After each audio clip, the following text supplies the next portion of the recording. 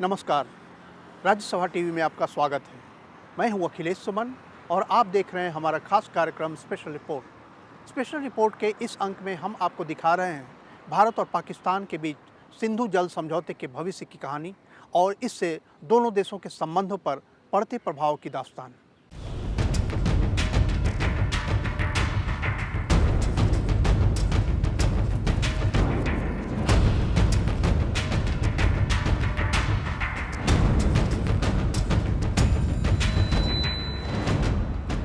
भारत अपनी ऊर्जा ज़रूरतों को पूरा करने के लिए जम्मू कश्मीर से पाकिस्तान की तरफ जा रही झेलम और चिनाब नदी पर किशनगंगा और रतले पनबिजली परियोजना लगा रहा है। पाकिस्तान को इस पर आपत्ति है। उसने आरोप लगाया है कि इस परियोजना से भारत पाकिस्तान के हिस्से के पानी को रोक रहा है। इसे लेकर विश्व बैंक की मध्यस्थता में वॉशिंगटन डीसी में 14-15 सितंबर 2017 को हुई बातचीत का कोई नतीजा नहीं निकला। पाकिस्तान इस पर कोर्ट ऑफ आर्बिट्रेशन की बात कर रहा है, जिसके मानने पर भारत को अपने चल रहे प्रोजेक्ट झगड़े का निपटारा होने तक रोकने होंगे। टीटी के अंदर आपको मालूम है कि जब कोई भी डैम वगैरह बनाते हैं हम वेस्टर्न रिवर्स के ऊपर, तो पाकिस्तान हमेशा हमसे इन्फॉर्मेशन मांगते हैं और उनकी कोशिश यही रहती है कि किसी तरह से ऑन टेक्निकल ऑब्जेक्शंस उठा के उसको किसी तरह से उसको एक डिले किया जाए। और ये एक की प्रक्रिया काफ़ी समय से चल रही है। इन्होंने बागलीहार में भी ऐसे किया, किशनगंगा, फिर रतले और इस तरह के सभी ये इनका एक पैटर्न सा बन गया है। भारत और पाकिस्तान के बीच सिंधु नदी जल संधि जल के विभाजन की एक संधि है। इसके तहत अगर कोई डिस्प्यूट यानी विवाद होगा तो मामला कोर्ट ऑफ आर्बिट्रेशन में जाएगा। लेकिन किसी मामले पर मतभेद यानी डिफरेंस की स्थिति में विशेषज्ञ इसकी जांच करेंगे। जो इंडस वाटर ट्रीटी है उसमें एक डिस्प्यूट रेजोल्यूशन मैकेनिज्म है और उसके बीच इसमें बहुत ही स्पष्ट है कि अगर किसी प्रकार की कोई डिफरेंस हो दोनों के बीच में, जो कि परमानेंट इंटर कमिश्नर्स आपस में नहीं सुलझा पाएँ, तो अगला स्टेप होता है न्यूट्रल एक्सपर्ट्स का, जो कि भारत कह रहा है कि अगर कोई डिफरेंस है तो हमें न्यूट्रल एक्सपर्ट्स में जाना चाहिए। पाकिस्तान जो है वो ये कह रहा है कि हमें कोर्ट ऑफ आर्बिट्रेशन एक सेटअप करना चाहिए। तो वो वर्ल्ड बैंक के पास गए, कहने लगे साहब हमें एक कोर्ट ऑफ आर्बिट्रेशन दीजिए। इंडिया ने कहा कि कोर्ट ऑफ आर्बिट्रेशन एक सीक्वेंस में बाद में आता है, तो पहले आप एक न्यूट्रल एक्सपर्ट की बात कीजिए। तो वर्ल्ड बैंक ने पहले प्रक्रिया शुरू कर दी दोनों के ऊपर, न्यूट्रल एक्सपर्ट्स की बनाने की भी और कोर्ट ऑफ आर्बिट्रेशन पे। तो इंडिया ने उनको समझाने की कोशिश की कि इसमें ये ट्रीटी के लिहाज से ठीक नहीं है। तो उस समय फिर कुछ उसमें अभी एक गतिरोध है और वो अभी पूरी तरह से सुलझा नहीं। निष्पक्ष विशेषज्ञ नियुक्त करने का तरीका पिछले दिनों कारगर साबित हुआ है। पाकिस्तान ने 2004 में जब बगलिहार डैम पर सवाल खड़े किए थे, तो मई 2005 में निष्पक्ष तकनीकी विशेषज्ञ प्रोफेसर रेमंड लेफिते को जांच के लिए लगाया गया था। 2010 में जब उन्होंने अपनी रिपोर्ट दी तो उसे भारत और पाकिस्तान दोनों ने माना। कई दौरे में देखा गया है कि दे हैव रियलाइज्ड कि with in the bilateral format यदि हम लोग डिफरेंसेस को रहेंगे तो उनका एक इंटरनेशनल गेन नहीं होता है। वो जो सेंसिटाइज करना चाहते हैं और सेंसिलाइज करना चाहते हैं इश्यूज़ को, वो उसमें चूक जाते हैं। तो इसलिए वो न्यूट्रल एक्सपर्ट्स के दायरे में न रख के वो लोग कोर्ट ऑफ आर्बिट्रेशंस का रूट ढूंढे हैं। तो Baglihar was a lesson for them. Neutral expert ने बोल दिया कि कई इश्यूज़ पे India is correct in doing it and कई इश्यूज़ पे पाकिस्तान ने भी जीता। So it was in some sense a victory for us and it was also an awakening for us as to how to build dams, how to build storages, etc. etc. Pakistan इसलिए तो तकनीकी विशेषज्ञ नहीं चाहता क्योंकि वो मामले का हल जल्दी निकाल देता है। यही वजह है कि 2010 में जैसे ही बगलिहार का मामला हल हुआ, पाकिस्तान ने तुरंत किशनगंगा डैम पर सवाल खड़े कर दिए। इस बार उन्होंने कोर्ट ऑफ आर्बिट्रेशन की मांग की। पाकिस्तान की गलतफहमियों को दूर करने के लिए भारत ने एक बार इसे मान लिया। 2013 में कोर्ट ने फैसला दिया कि भारत किशनगंगा के पानी को न सिर्फ बिजली बनाने के लिए प्रयोग कर सकता है बल्कि इसके लिए वो जल की मूल धारा को भी बदल सकता है। Court of Arbitration get a partial award in 2013 saying that India is allowed to divert the waters of the Kishanganga for the project it is implementing. But to release that diversion of water through a certain amount, that is 9 cubic sec. So that India had to release. So India is not releasing? Of course India is releasing. But Pakistan demanded 100 cubics of water to be released, which the Court of Arbitration dismissed. Court ने हालांकि पाकिस्तान को ये राहत दी कि 7 साल बाद अगर ज़रूरत हो तो फिर से किशनगंगा मामले पर अपनी राय रख सकता है, लेकिन पाकिस्तान उस अवधि के भी पूरा होने के पहले ही एक बार फिर कोर्ट ऑफ आर्बिट्रेशन की मांग कर रहा है, और वो भी तब जब भारत का प्रोजेक्ट करीब करीब पूरा होने वाला है। It has everything to do with the lack of trust between the two governments at the moment. And this lack of trust is not just at the moment, it has been on for many decades, as we know. We have gone to war with Pakistan so many times. Pakistan has gone to war with us since 1947 so many times. What Pakistan forgets is that even during the war, even during when we have been fighting Pakistan in 1965, 1971, 1999, not for one day, not for 1 minute has India reduced the amount of water that flows down under the treaty by even 1 cubic millimeter.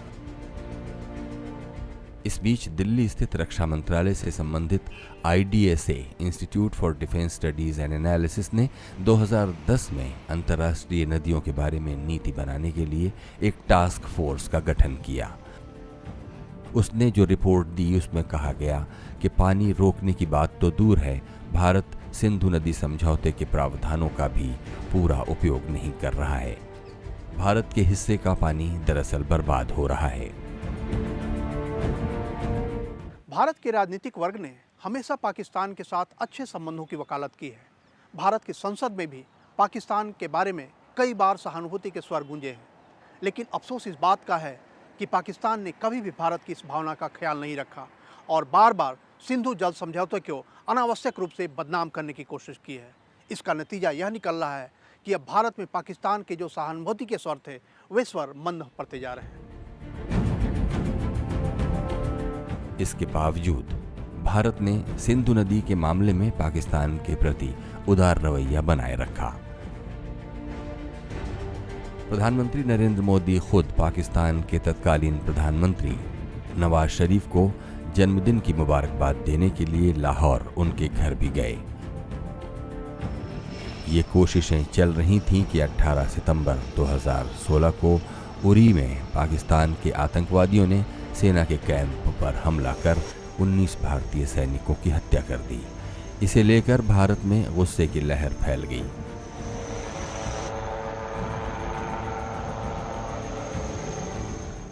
प्रधानमंत्री नरेंद्र मोदी ने भी गुस्से में कहा कि पानी और खून एक साथ नहीं बह सकते।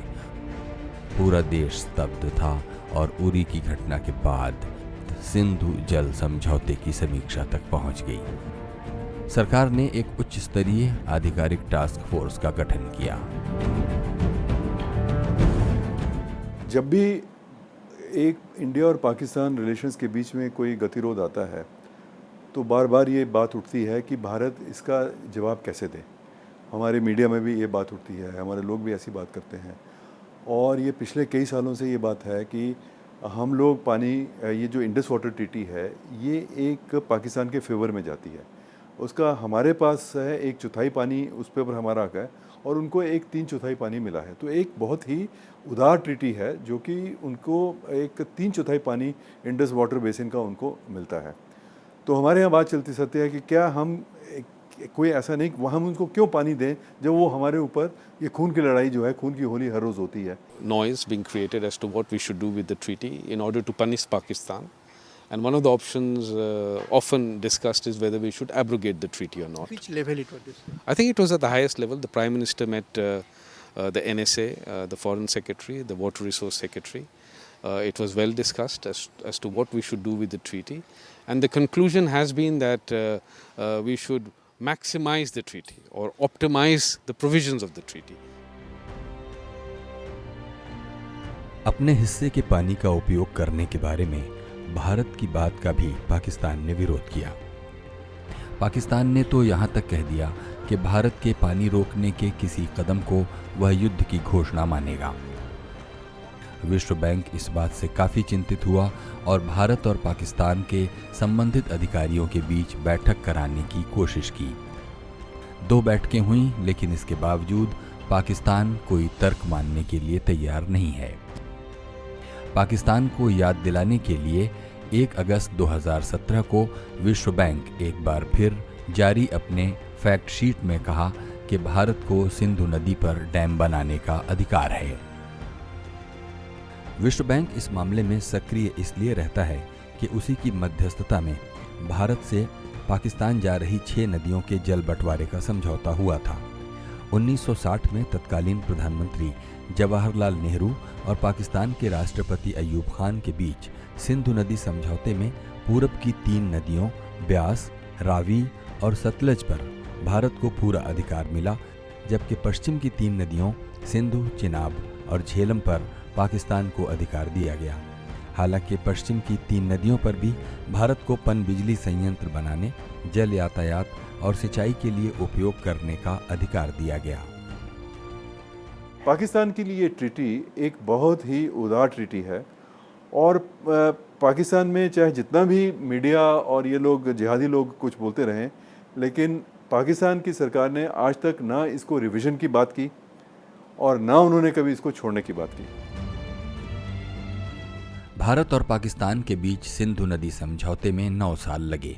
अंतिम दौर में ये समझौता पाकिस्तान के तत्कालीन राष्ट्रपति अयूब खान के कार्यकाल में संपन्न हुआ। अयूब खान पहले इस समझौते के लिए तैयार नहीं थे, लेकिन जब उन्हें पता चला कि ये समझौता पाकिस्तान के पक्ष में है तो वो राजी हुए। लेकिन उन्होंने शर्त लगाई कि पश्चिमी नदियों पर पाकिस्तान ने न तो कोई बांध बनाया है और न ही सिंचाई के लिए नहर आदि बनाए हैं। इसके बाद भारत ने पाकिस्तान को करीब 6 करोड़ 20 लाख 60 हजार ब्रिटिश पाउंड दिया। उन्होंने कहा साहब हमारे पास तो कोई इंफ्रास्ट्रक्चर है नहीं इतना पानी वहाँ से स्टोर करने का और लाने का, तो क्योंकि आप बिल्कुल एक हमें सिर्फ वेस्टर्न रिवर्स का पानी इस्तेमाल करने की बात कर रहे हैं, तो आप हमें मदद कीजिए कि हमारा जो है एक पूरा वाटर इंफ्रास्ट्रक्चर वो बनाया जाए। तो उन्होंने फिर उसमें ये बंगला डैम और तरबेला डैम वगैरह बनाए और कुछ नई नहरें बनाई वहाँ पे, जिससे कि वेस्टर्न रिवर्स का पानी नीचे लाया जाए। और उसके लिए उन्होंने इंटरनेशनल कम्युनिटी ने उनको पैसा दिया। उसमें से कुछ पैसा भारतवर्ष ने भी दिया, 62 मिलियन पाउंड्स का लगभग पैसा, और ट्रीटी में मेंशन है। और ये जो है वो उनको एक तरह से असिस्टेंस मिला गया। विश्व बैंक के तत्कालीन चेयरमैन यूजीन ब्लैक के नेतृत्व में चली इस बातचीत के बाद हुई संधि पर विश्व बैंक ने भी हस्ताक्षर किया है। तत्कालीन अमेरिकी राष्ट्रपति आइजनहावर ने इसे एक मॉडल संधि बताया था। विशेषज्ञों का कहना है कि इस तरह की प्रसिद्धि के बाद भारत अपनी तरफ से कभी इस संधि का अतिक्रमण करने की सोच भी नहीं सकता। India has been very careful for a very specific reason. They know that this is a treaty which is seen as a model treaty throughout the world, and therefore whatever India does or whatever Pakistan does for that matter will be subject to international scrutiny and very careful scrutiny. So India has been very careful about this. लेकिन भारत का पक्ष ये है कि समझौते के तहत भारत को जितने अधिकार हैं उसका उपयोग किया जाए, यानी सिंधु, चिनाब और झेलम पर भारत और विद्युत परियोजनाएं लगाएगा। पाकिस्तान को तो कोई घाटा नहीं है, इसलिए they never raise the issue of abrogation और modification. They know that it is the best treaty for them, and given the historical context, given the time, they couldn't have got a better treaty, so they realized that. Bharat और पाकिस्तान के बीच संबंधों में खटास का एकमात्र कारण आतंकवाद है, लेकिन पाकिस्तान उसमें सिंधु जल समझौते को भी शामिल करना चाहता है। अब ऐसी स्थिति में भारत के पास भी कितने उपाय बच जाएंगे, इस पर सिर्फ कयास लगाए जा सकते हैं। लेकिन इतना तो तय है कि पानी भारत से होकर ही पाकिस्तान में जाएगा और भारत को उस पानी का उपयोग करने का पूरा अधिकार हमेशा रहेगा, जितना कि सिंधु जल समझौते में दिया गया है।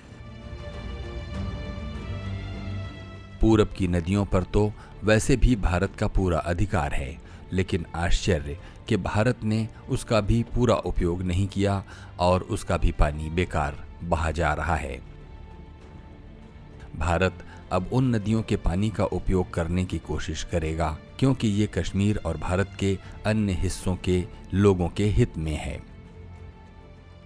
रावी, सतलज और ब्यास, ये जो 3 ईस्टर्न रिवर्स हैं, इनका कुछ पानी ये अभी भी पाकिस्तान में लगभग 2 मिलियन एकड़ फीट का पानी जो है वो अभी भी पाकिस्तान में जाता है। तो ऐसा क्यों हो रहा है? जब वो हमारा पानी है और हमें ट्रीटी हमको उसका अधिकार देती है उसको इस्तेमाल का, तो हमने अभी तक इस्तेमाल क्यों नहीं किया? तो ये उसका एक रिव्यू करना चाहिए। विशेषज्ञों का ये भी मानना है कि पाकिस्तान के लोगों को ये बताना ज़रूरी है कि भारत उनके हिस्से के पानी की एक बूंद का भी उपयोग नहीं कर रहा है। इसलिए ज़रूरी है कि भारत के प्रोजेक्ट से जुड़े तथ्य मीडिया के माध्यम से प्रचारित किए जाएं, ताकि पाकिस्तान के हुक्मरानों को अफवाह फैलाने का मौका न मिले। इसके लिए भारत के कुछ कानूनों में परिवर्तन की ज़रूरत पड़ सकती है। Treaty says that you share it under the Indus Rivers Commission. Now there are other laws, Official Secrets Act, which are not allowing the officials to share it with the public. But it is not part of the treaty. It's not part of the treaty. Okay, so which act you told that it is there?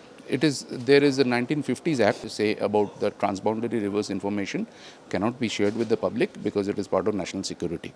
Now, to me, that is a totally outdated concept, because in today, information about these rivers is available from satellite data from all over the world. So that is an outdated law which needs to be changed. हालांकि पाकिस्तान के इस गैर जिम्मेदाराना रवैये को देखते हुए भारत में कुछ लोग 1960 के सिंधु जल संधि में बदलाव या उसे पूरी तरह रद्द करने की मांग कर रहे हैं। IDSA ने कहा है कि जिस तरह पाकिस्तान आतंकवाद का उपयोग कर रहा है, उसे भारत इस संधि को तोड़ने के तर्क के रूप में इस्तेमाल कर सकता है।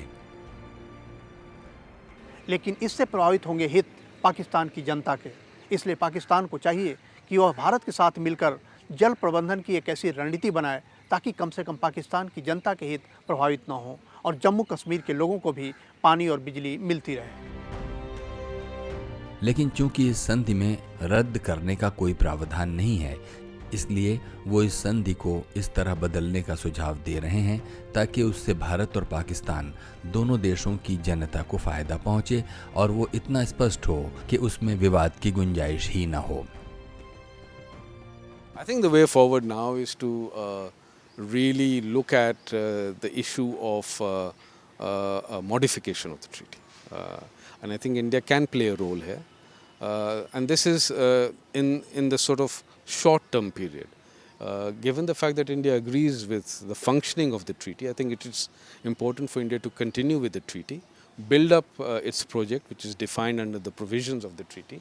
But at some stage, they will have to think about the modification of the treaty. Because I don't think India would like to be caught in this game of dispute resolution mechanism and delayed legal aspects of the projects. They need quick implementation of those provisions.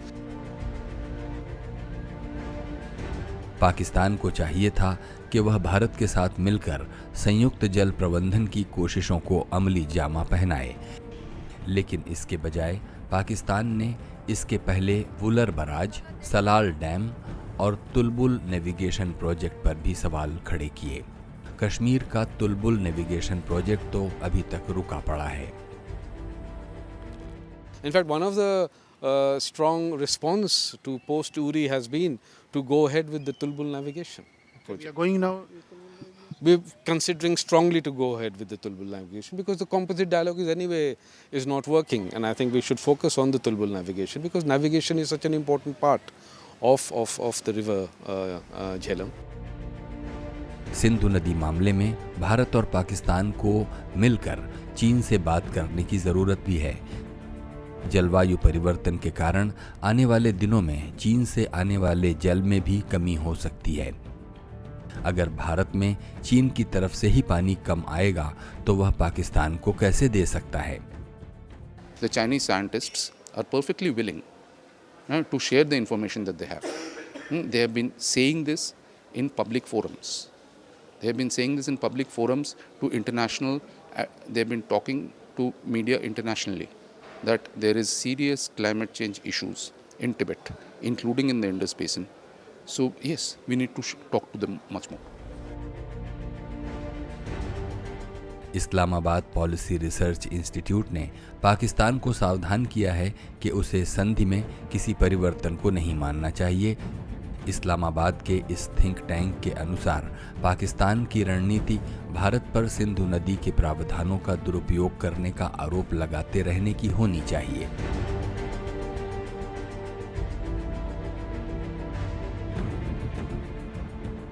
उसके मुताबिक पाकिस्तान को अंतर्राष्ट्रीय समुदाय को धमकी देते रहना चाहिए कि पानी पाकिस्तान की जीवन रेखा है और इसे बचाने के लिए वो भारत के खिलाफ युद्ध कर सकता है। पाकिस्तान ये दोनों काम कर रहा है। It is repeatedly challenged by the government of Pakistan.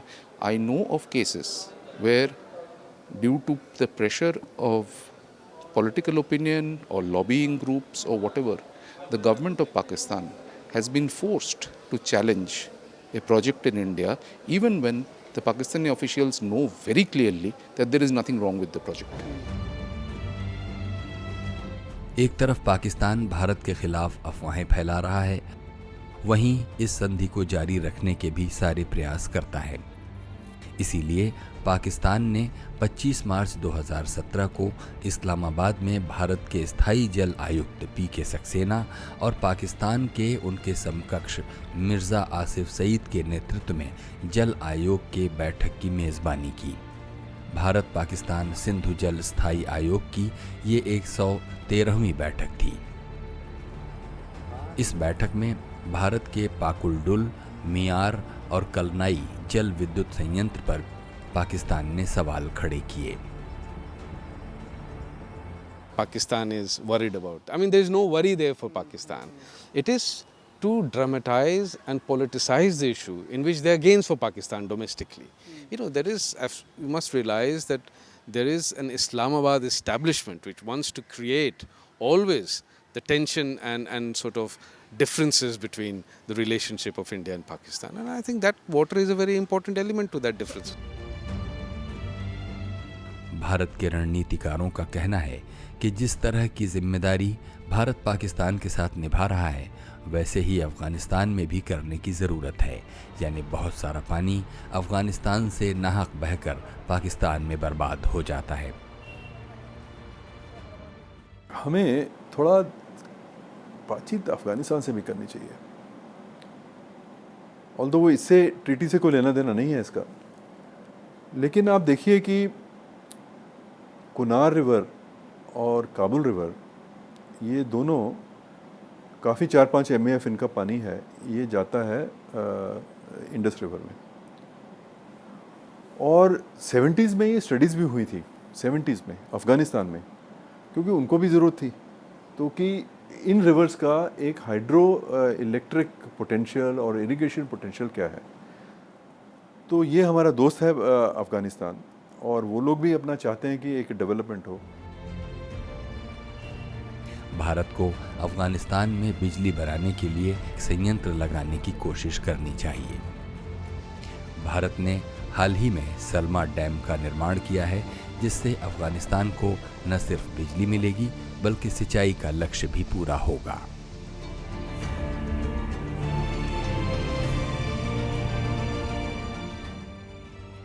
और इस तरह हम आप पहुंचे हैं अपनी इस रिपोर्ट के अंत में, लेकिन आपसे विदा लेने के पहले एक अपील पाकिस्तान के नाम। पाकिस्तान की सरकार को चाहिए कि वह भारत की क्षमता का उपयोग करे अपनी जनता के हित में। अनावश्यक विवाद पाकिस्तान के हित में नहीं है, और ख़ास करके जल प्रबंधन के बारे में पाकिस्तान को भारत भूटान संबंधों को ध्यान में रखना चाहिए। इससे पाकिस्तान को लाभ होगा और भारत पाकिस्तान के बीच शांति भी होगी। राज्यसभा टेलीविज़न के इस खास कार्यक्रम में आज बस इतना ही। अगली रिपोर्ट के साथ हम फिर मिलेंगे, तब तक के लिए नमस्कार।